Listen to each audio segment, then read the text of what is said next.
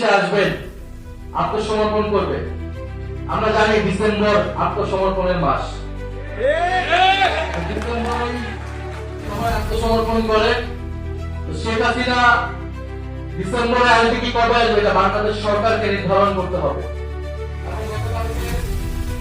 সরকারের জায়গা থেকে স্পষ্ট করা হয়েছে যে শেখ হাসিনার আত্মসমর্পণের আসলে কোনো সুযোগ নাই। তিনি আসবেন এবং তাকে আসা মাত্রই এয়ারপোর্ট থেকে গ্রেফতার করা হবে এবং তার রায় কার্যকর করা হবে।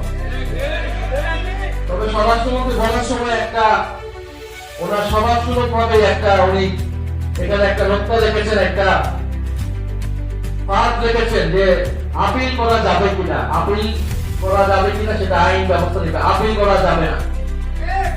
শেখ হাসিনার মামলার আপিলের রায় যখন হয়েছে, আপিল করার সুযোগ ছিল 30 দিন।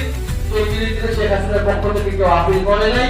ফলে শেখ হাসিনার মামলার রায় কোনো আপিলের সুযোগ নাই।